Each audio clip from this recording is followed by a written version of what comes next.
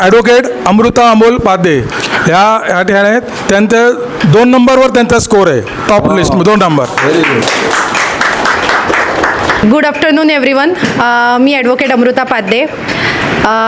रमेश प्रभू sir आणि महासेवा यांच्या सोबत नातं खूप जुनं आहे माझं, कारण मी खूप लेक्चर्स अटेंड केलेले आहे, त्यांचे खूप सेशन्स अटेंड केले. डोंबिवलीमध्ये प्रत्येक सेशन मी अटेंड केलेलं आहे, परंतु असं जवळ उभं राहून कधी फोटो काढण्याचा संधी आत्तापर्यंत आलेली नव्हती. जस्ट लास्ट मंथमध्ये मी पुण्याला रिडेव्हलपमेंट म्हणजे याचा कोर्स केलेला आणि सेशन खूप अफलातून होतं. म्हणजे जे सगळे स्पीकर आलेले खूप सुंदर शिकवलं. जे कुठे अडत होतं, लोकांचे डाऊट जर क्लिअर होत नव्हती तर रमेश प्रभू सरांनी स्वतः माईक घेतला, सगळ्यांचे म्हणजे डाऊट्स क्लिअर केले आणि पहिल्यांदाच सांगितलेलं तुम्ही टेन्शन घेऊच नका. तुम्ही इकडनं जाताना फळ्यावर लिहिलेले सगळे तुमचे डाऊट्स क्लिअर होऊनच तुम्ही इकडनं बाहेर पडणार आहात आणि तेच झालं.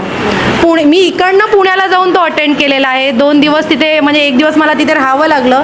मी इकडनं तिकडे जाऊन तो अटेंड केला. 1 दिवस माझा इकडे मिस पण झाला. त्याच्यामुळे सरांनी माझी खात्री घेतली की तो माझा लेक्चर भरून काढणार आहे. हां, आणि मी हा कोर्स करण्यामागचं म्हणजे उद्देश असा की आता मी ॲडव्होकेट आहे, मला तर नॉलेज असलंच पाहिजे याचं, परंतु मी रिटर्निंग ऑफिसर पण आहे, म्हणजे इलेक्शन ऑफिसर पण आहे. 5 वर्ष ऑफिसर असल्या तेव्हा काय झालेलं, तेव्हा नुकतीच ऑफिसर झाल्यावर सोसायटीचे मुद्दे मला माहितीच नव्हते की काय म्हणजे ॲक्च्युली त्यांचे क्वेश्चन आन्सर समोरून काय येतील. ॲडव्होकेट आली आहे म्हणजे तिला सगळंच नॉलेज आहे असं समजून त्यांनी माझ्यावर प्रश्नांचं बंबार्डिंग व्हायचं आणि मग आपल्याकडे नॉलेज नाही, मग आपण कुठेतरी कमी पडतोय. मग ते पूर्ण आपण झालं पाहिजे, आपले लूपहोल्स कळले तर आपल्याला त्याच्यात पूर्ण झाले पाहिजे. त्यामुळे मी कोर्स शोधात होती आणि मला हा कोर्स मिळाला.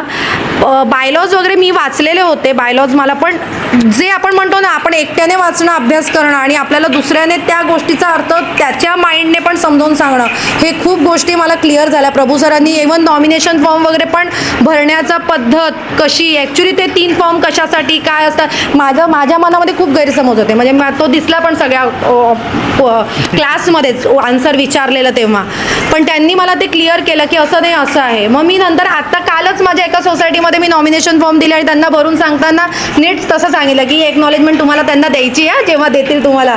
जो म्हणजे माझं जे चुकलेलं तेच मी आता रेक्टिफाय केलं आणि या सगळ्या गोष्टींचं श्रेय विजय सर, रमेश सर, आपले सुनील प्रभू सर आणि महासेवा या सगळ्यांना आहे. Thank you so much sir.